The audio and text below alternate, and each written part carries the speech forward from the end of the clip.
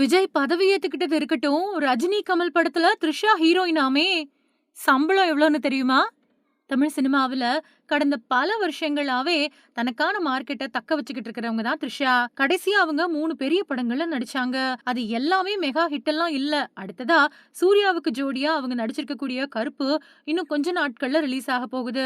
விஸ்வம்பரா படமும் வருது. இந்த நிலையில நெல்சன் திலீப் குமார் இயக்கத்துல ரஜினி, கமல் இணைஞ்சிருக்கக்கூடிய படத்துல த்ரிஷா ஹீரோயினா கமிட் ஆயிருக்காங்க அப்படின்னு சொல்லப்படுது. ரஜினிகாந்தும் கமல்ஹாசனும் இந்திய சினிமாவோட அடையாளங்கள். அவங்க 50 வருஷங்களுக்கும் மேலா தமிழ் சினிமாவுல ஹீரோவா நடிச்சிட்டு வராங்க. 2 பேருக்குமே வயசு 70க்கு மேல ஆகுது. இந்த வயசுலயும் அவங்க எல்லா ஹீரோக்களுக்கும் போட்டியா இருக்காங்க. 2 பேரும் கிட்டத்தட்ட ஒரே காலத்துல கெரியர் ஆரம்பிச்சு, சேர்ந்து பல படங்கள்ல நடிச்சிருக்காங்க. கடைசியா அவங்க 40 வருஷத்துக்கு முன்னாடி சேர்ந்து நடிச்சாங்க. அதுக்கு பின்னாடி அவங்க தனித்தனியா நடிச்சு அவங்களுக்கான சாம்ராஜ்யத்த உருவாக்கிக்கிட்டாங்க. 2 ஜாம்பவான்களும் சினிமாவுல இருந்து ஒதுங்குறதுக்கு முன்னாடி சேர்ந்து நடிச்சிட மாட்டாங்களா அப்படின்னு ரசிகர்கள் ஆவலோட எதிர்பார்த்தாங்க.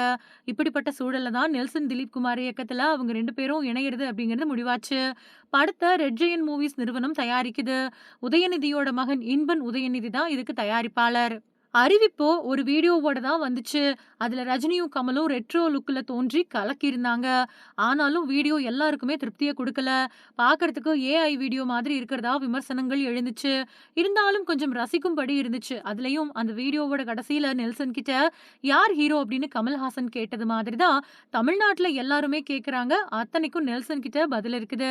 இந்த நிலையில படத்தோட ஹீரோயின் பத்தின தகவல்கள் வெளியாயிருக்கு. அதாவது இந்த படத்துல த்ரிஷாவை நடிக்க வைக்க கடந்த சில நாட்களாவே பேச்சுவார்த்தை நடந்துச்சு அப்படின்னும், அதுல உடன்பாடு ஏற்பட்டு படத்துல நடிக்க அவங்க கமிட் ஆயிட்டாங்க அப்படின்னும் தெரியுது. இந்த படத்துல நடிக்கிறதுக்காக அவங்களுக்கு 12 கோடி ரூபாய் சம்பளமா பேசப்பட்டிருக்காம். முன்னாடியே கமல் கூட மன்மதன் அம்பு, தூங்காவனம், தக் லைஃப் மாதிரியான 3 படங்கள்லயும், ரஜினி கூட பேட்டா படத்துலயும் நடிச்சிருக்காங்க அப்படிங்கிறதும் குறிப்பிடத்தக்கது. படத்தோட ஷூட்டிங்க பொறுத்தவரைக்கும் கூடிய சீக்கிரத்திலேயே ஆரம்பிக்கப்பட போறதா திரைத்துறை வட்டாரங்கள் சொல்லுது.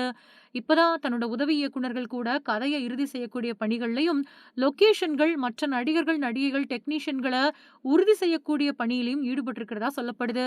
இத்தனை வருஷங்களா தமிழ்ல இருந்து ஒரு படமும் 1000 கோடி ரூபாய் வசூல எட்டல.